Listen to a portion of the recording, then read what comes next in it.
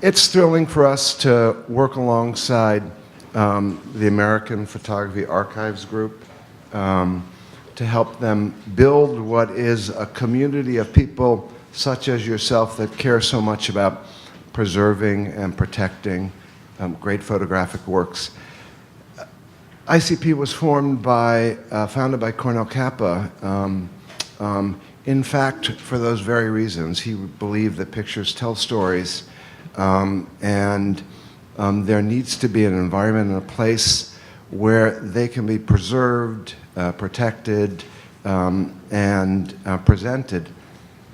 And at the foundation of ICP as a center, not only as a school and a museum, but also a very great collection. And what Mary does, what Penelope does, what all of you do in terms of your concerns about pictures and how they'll live a life outside of the immediate moment is central and important to all of us, so that those photographs will continue to tell stories. So I'm delighted that you're here. I'm thrilled that there's a full weekend of activity that talks about these issues, and I turn the podium over to our two organizers, Penelope and Mary Engel, and welcome them at ICP. Good luck. Thanks. APAG started in 2003. Basically, people were sent to me. Several people were sent to me, and I would spend hours with them talking about, what I knew about archiving, which was just by having inherited my mother's archive in 1985. So I've handled it almost 30 years. The connection is deep with ICP, with photography. And the reason we're here is because we all have these incredible either archives or we're photographers, and we want to let the world see them. And that's what I do, and I've devoted my sort of life to do it. But I did used to work I've worked at other jobs. I worked at a talent agency, and my thought was I could represent all these crazy actors and writers, or I could just represent my parents. So I turned it into a full-time job. But I wish it was that easy, because it's not. I mean, we have images, and not only do we want the world to see them, we want people to buy them. We need to preserve them. We need to know what we have. We need to digitize them now. The whole world has changed with our archives and how we manage them and handle them. So it's really exciting that we're here. In my years as an appraiser, in many years, we've come across many collections over the years that in archives and collections that need help, from basic organization to helping place them in institutions. And in some cases, many cases, we were very successful in working with them and finding them a home, and getting them organized, but in some cases we were not. The archive project, as we're calling it, gets underway. We're going to strive to offer free or very limited cost initial consultation services for artists and archives.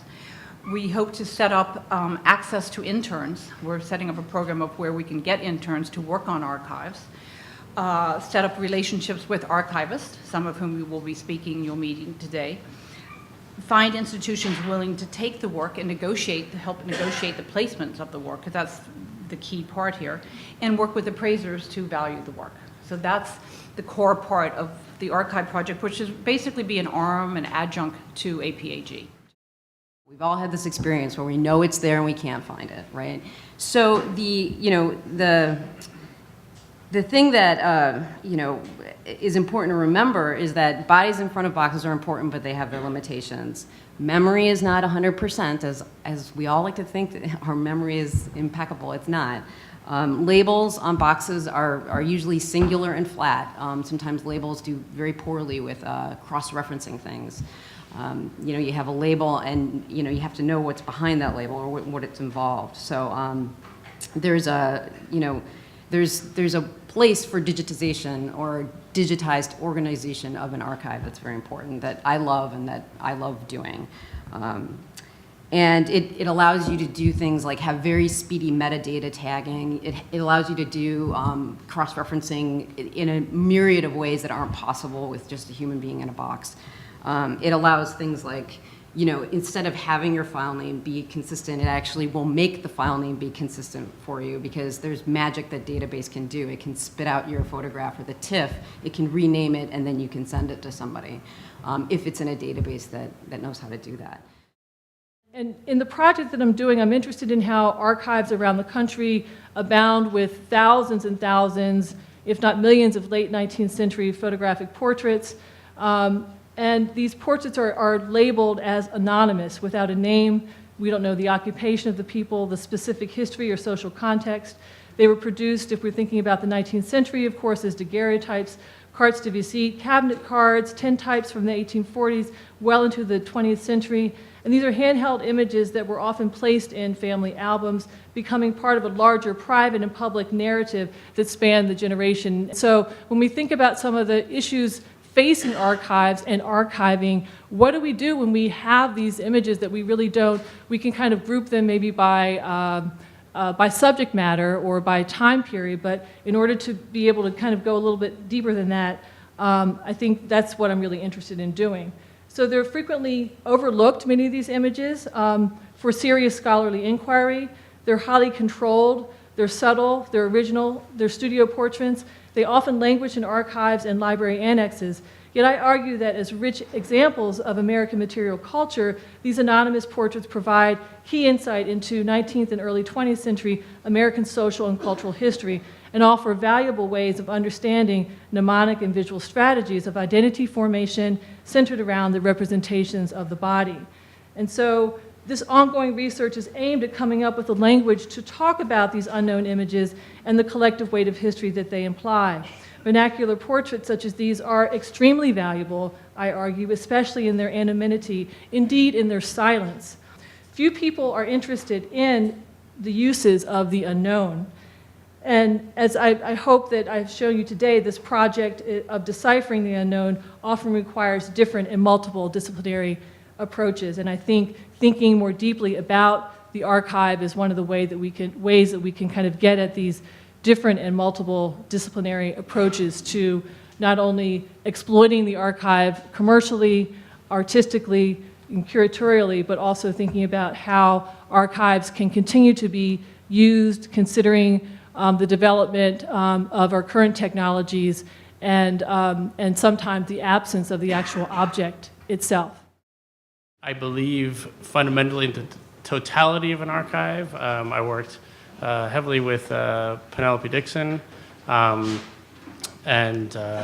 many other people. I went to every institution in the United States to look at what they do with their archives and how they process the archives in understanding where to place Magnum's archive.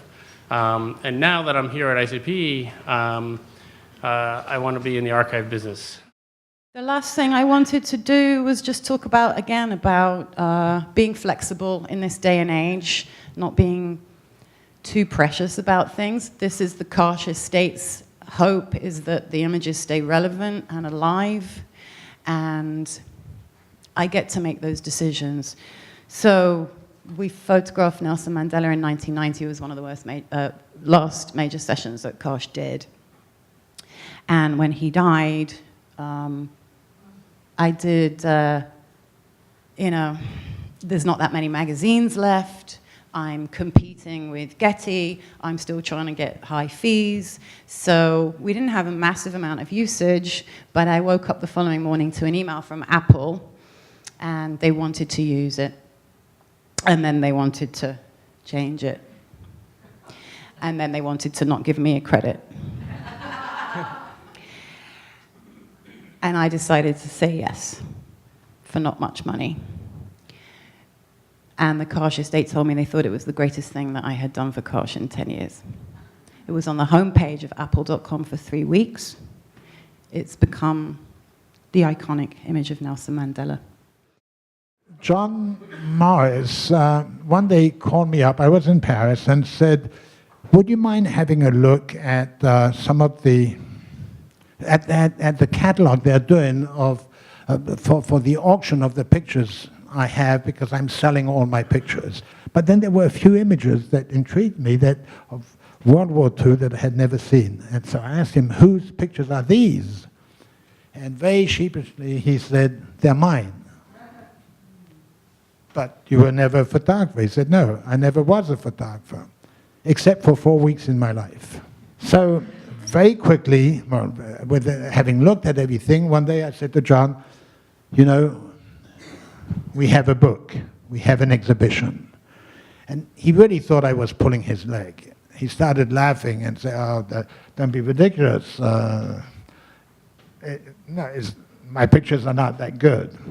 And I said, well, leave it up to me to decide, and I'll become your agent, I'll become your editor, I'll become your curator, and I'll make you a star as a photographer. You will become the oldest emerging photographer in the world. Which he actually has become.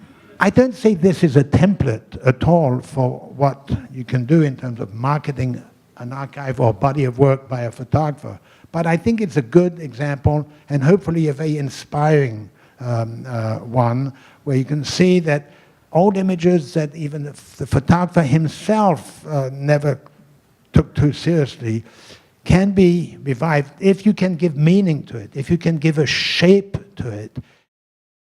So let's talk about expectation of value.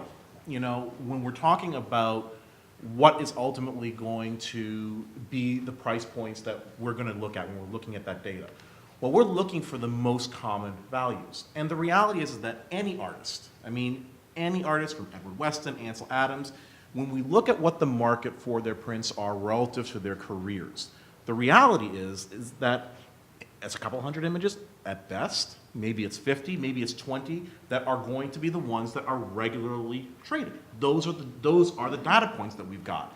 Every artist is going to have their quote unquote moonrise image.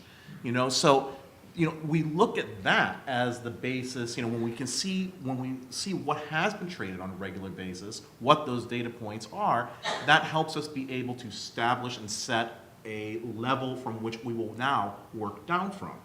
And so, again, this all ultimately goes down to the appraisal methodology. The issue of, are we going to be looking necessarily only at auction? No, we're going to try and incorporate, because that's not the whole market. The market includes both retail sales when available and auction sales when they're available. And part of the process of forming an informed opinion is looking at both of that. For a number of reasons, museums, libraries, and other cultural institutions have suddenly woken up and they're interested in archives again. And it's no surprise what the reason is. There's a digital revolution going on. Institutions are now dealing with image management.